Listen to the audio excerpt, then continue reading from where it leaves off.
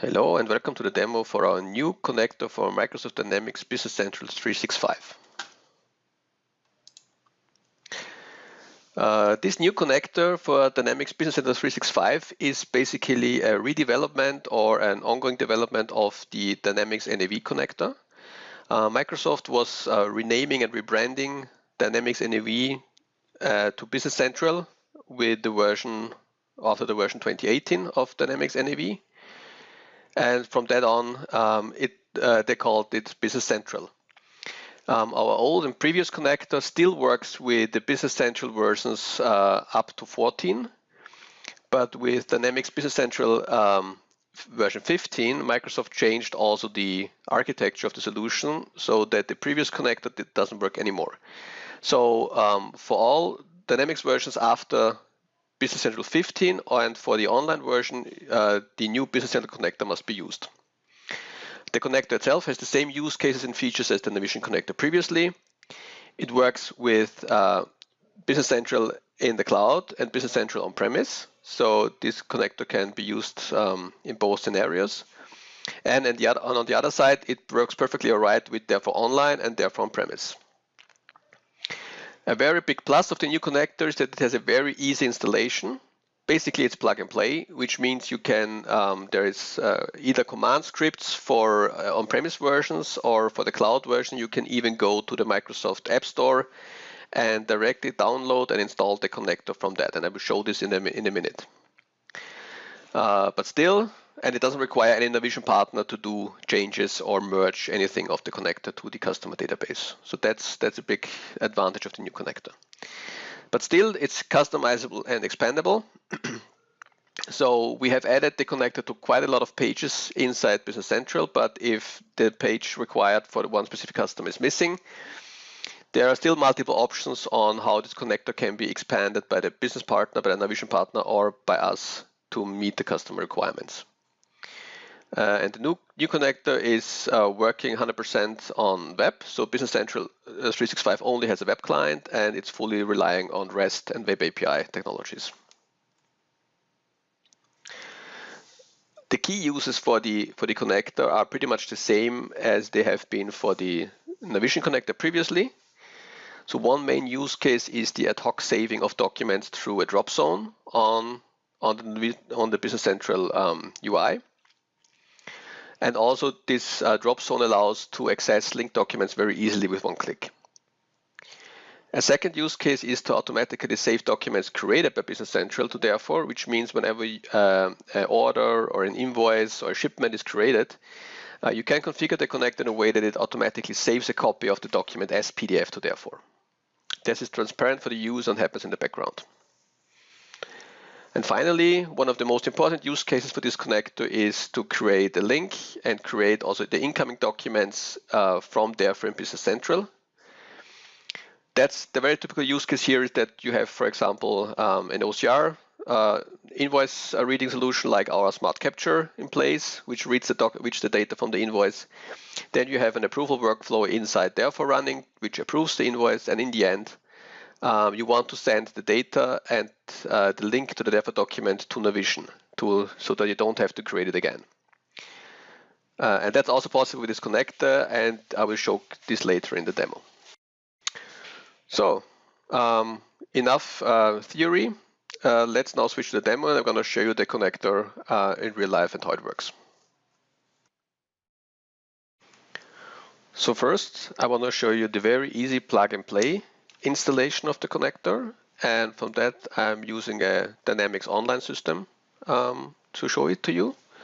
And basically here we are in my Navision online tenant, and I can go to setup and extensions. And basically all I need to do is go to the extension marketplace, which is basically the Microsoft App Store for Business Central.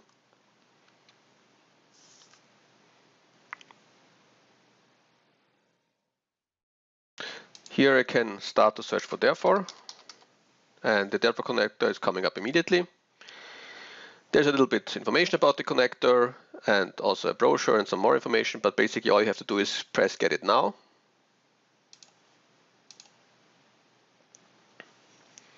And install.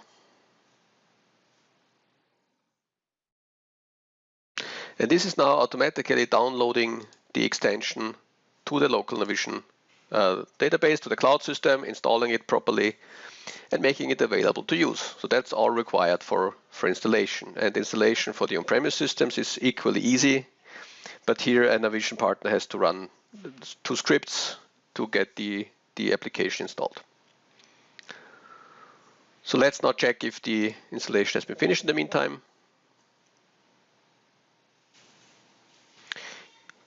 You can always check the status of the installation when you go to deployment status. And we see now the installation is done. And if we go back to our previous page, we see that the therefore connector is now installed on the system. And if you go to the search area and type therefore, you get presented to the therefore setup page, which is your main place to configure and set up the connector, with pretty much the very same features as and required setup as for the old connector.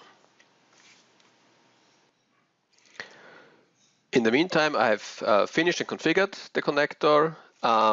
And what are the most important things for you to know about? Basically here, the web service URL, that's the URL to our web API. So that needs to be configured correctly. The tenant is for sure very important, and the backend username and the password for the operations that happen in the background are running from the Navision server. In terms of client settings, we have 2 things which are very important, which is the authentication methodology. So we can use Windows authentication, username, password, and OpenID OAuth. For an online, if you work with therefore online, for sure you should use username, password, or OAuth, OpenID. For on-premise installations, the Windows authentication might work if Navision is configured accordingly. And single sign-on is enabled. But typically for cloud systems, username, password is the best choice. And Open Document URL is basically the URL to open the therefore viewer. This can point to the therefore dynamic web view, or it can use the classic web client. This is of your choice, and you can configure this accordingly. And the second variant part of the setup is the mappings. In the mappings, we see that we have created different mappings for some pages, like for the customer page, for a vendor page, for purchase invoices. And that's typically the pages we integrate with. One important thing to mention is that we have by default integrated the drop zone into many more pages, but the drop zone is hidden in the UI as long as the user doesn't have a configured profile, or the administrator doesn't have created a profile for this page, which means if we would remove the mapping for the customer page, the drag and drop zone would get invisible there. So that's very important to understand, that if you don't see the drag and drop zone immediately, it just means that you have to create a mapping first and enable the mapping, and then you see also the drag and drop zone. But going back to the user perspective, if we, for example, now to the customers page, and we take the first customer, you see the drag and drop documents on the right here. You see the documents which have already been linked to that specific customer in therefore. And if you now want to create a new document or link a new document, all you need to do is basically drag and drop a new document onto the drop zone. It's uploaded to therefore. It's getting the index data correctly set from the mappings, and it will show up in the list here. And if a user now wants to access or view the document, you can easily click Service Contract, which will bring up the therefore viewer and show you the document from there.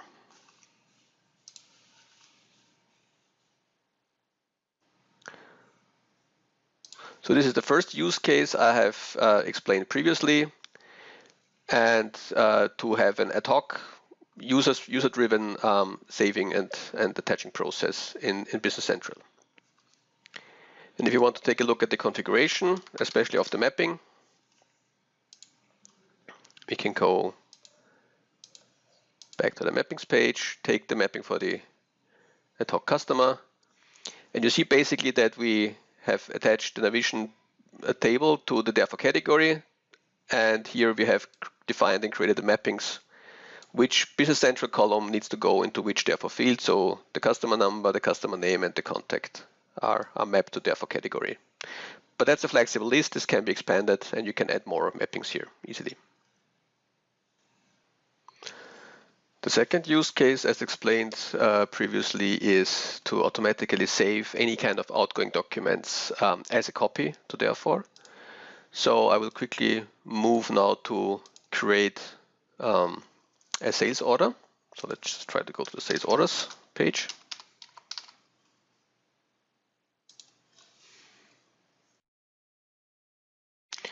And I'm creating a new sales order here. I'm adding some items.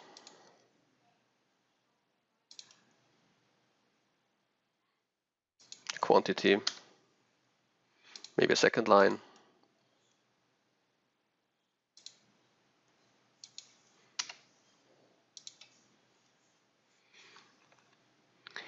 And now if I want to print, for example, a confirmation of that order, I can do here from the page. That would be an outgoing document to the order confirmation. I'm starting the printing process now.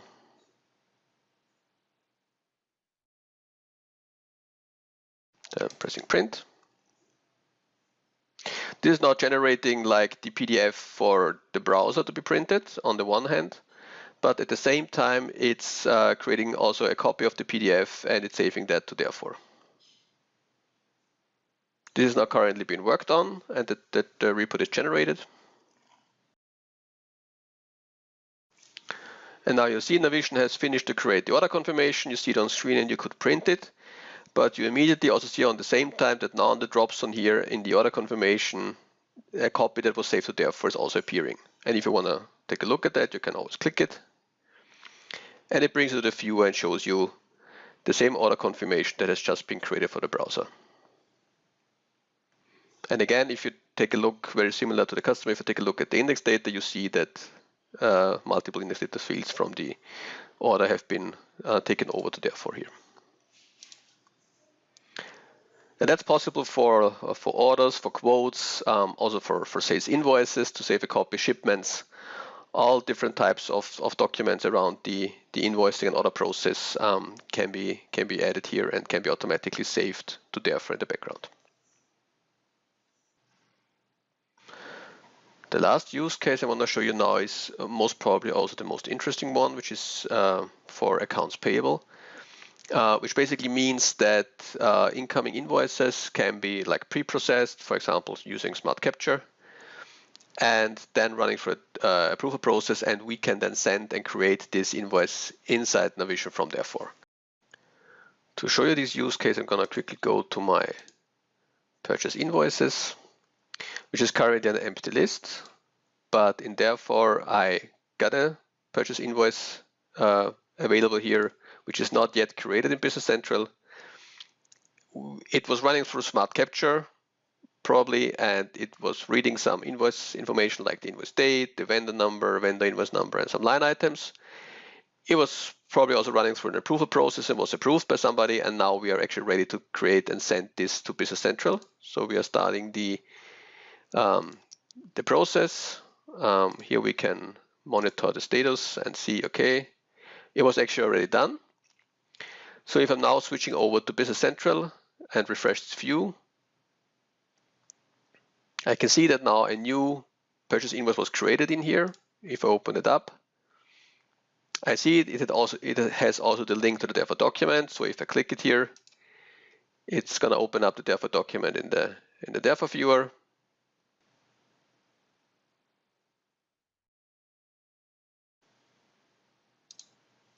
In Navision, I can still correct some things or change different items for this invoice if there are any mistakes or problems. But in the end, I can then go to post this invoice, which is now creating a posted invoice from it. This takes some seconds until this is done. We're directly opening it up. So now this parked invoice was converted into a posted invoice, and you see the document was traveling along. So we still have the link here to the therefore document. We have the new final invoice number. And if you go back to the therefore category or therefore document and refresh the view here, you can see now that the final invoice number was taken over here. Also the amount have been like updated in therefore. And now the process is finished. The invoice is posted, therefore has all the updated index data, And in the posted document inside Navision, you still have the link to access the document directly in Therefore. Finally, I want to show you a little bit more about the workflow process we have used here to create the invoice inside Business Central. That's a workflow that is for sure also available with a connector if it's installed, so we can share this workflow with you for sure. Basically, we're using multiple REST calls, REST tasks to create the document inside Business Central.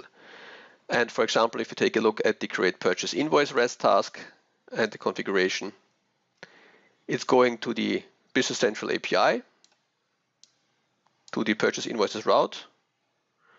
We have the basic authentication being done here, and the body pretty much is sending across the information that is required to create this invoice.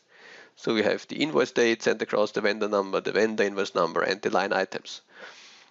And that can all be configured with the REST task of Therefore. Status codes is success codes if they are reported back from Navision. And in the response handling, we are updating the invoice ID and the invoice number with information returned from Business Central. Pretty similar is the next call, which is creating the document link. So this next call is responsible for that the document is linked to the newly created invoice. So very similar in here, we have a route to a custom Therefore API call inside Business Central, which is part of the connector. And here we have some properties we set and send across to Navision. So for example, the document number and some more information about what the file name should be. And that's pretty flexible. So especially this call to create the links is not just to be used with the invoice documents, but that's a call that can be used in any kind of other process to link any kind of Therefore document to pretty much any kind of Business Central object in Business Central. So that's a very flexible call and available to many types of usages and use cases. So these were the last things I wanted to share with you as part of the demo. Thank you for watching, and now I'm giving back for the next session.